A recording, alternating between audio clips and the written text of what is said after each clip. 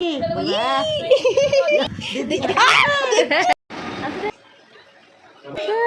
যা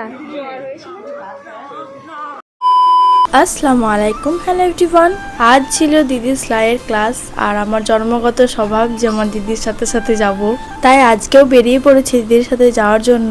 আর গিয়ে এরকমটা হবে আমার সাথে ভাবতেই পারিনি। আর এই জায়গাটা হয়তো অনেকেই চিনবে, এটা বীরপুরের রেল গেট। আর এখানে এত জ্যাম, বাপরে বাপ, কি আর বলবো। 15 মিনিটের রাস্তা 30 মিনিট লেগে গেছে পুরো। আর সেরকম আজকে আবার অনেক রোদও করেছে, মাথা পুরো গরম হয়ে গেছিল। তো যাই হোক, ফাইনালি আমি চলে এসেছি নানির বাড়ি। আর আজ নানির বাড়ি আসার কোনো কারণই ছিল না। আমার নানির যেহেতু দুদিন আগে শরীর খারাপ ছিল, তাই ভাবলাম নানির সাথেও দেখা হয়ে যাবে। আর আমার গুবলু একটা ভাই আছে, ওর সঙ্গে অনেকদিন দেখা হয়নি, তাই আরো চলে এলাম। ভাই ছিল খালাদের বাড়িতে, তাই মামাকে বললাম যে ভাইকে একবার নিয়ে এসো, যেহেতু আমরা আবার সেলাইয়ের ক্লাস যাব।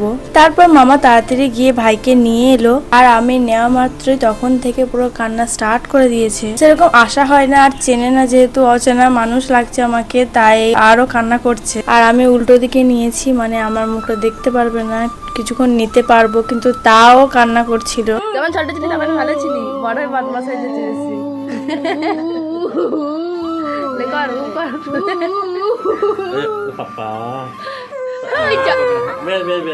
তো এরপর যেতে হবে দিদির সেলাইয়ের ক্লাসে, ওর জন্য আমি ওকে টাটা করে চলে গেলাম। তারপর চলে গেছিলাম দিদির ম্যামের বাড়ি, কারণ ওখানেই ডেকেছিল। আর এখন যাচ্ছি হেঁটে হেঁটে সেলাই সেন্টার, যেখানে দিদিদেরকে সেলাই শেখানো হয়। তারপর আমরা সেলাই সেন্টার চলে আসি। আর আমার তো কোনো কাজ নেই, তাই আমি ফালতু ফালতু বসেই ছিলাম। আর আমার বড় কাজ হলো ফোন দেখা, তো তাই করছিলাম। আর দিদির বেসিক কোর্সটা কমপ্লিট হয়ে গেছে, এখন চলছে ডিপ্লোমা। কিছু কারণবশত লেট হয়ে গেছিল, আর আমার খুব খিদে পেয়ে গেছিল। আর ওখান থেকে আমার মামার বাড়িটা কাছে, তাই সাইকেল নিয়ে চলে আসি খাওয়ার জন্য। খাওয়া দাওয়া করার পর আমি কিছুক্ষণ শুয়েছিলাম, কারণ প্রচুর ক্লান্ত হয়ে গেছি। তারপর আবারও চলে আসি সেন্টারে। আর এদিকে দেখি যে এই দিদিগুলো সব কাজ করছে। আর এখন বাজছিল 6টা। তো এখন আমার দিদির ক্লাস শেষ হয়ে গেছে, আর এখন আমরা যাচ্ছি নানির বাড়ি। আর আজ নানির বাড়ি আর সেন্টার যাওয়া আসা করে আমি প্রচুর ক্লান্ত হয়ে গেছি। আর এখন ভাবছি না আসলেই ভালো হতো।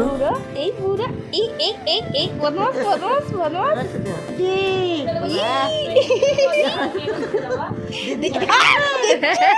কত বদমাস দিদি তোমরা।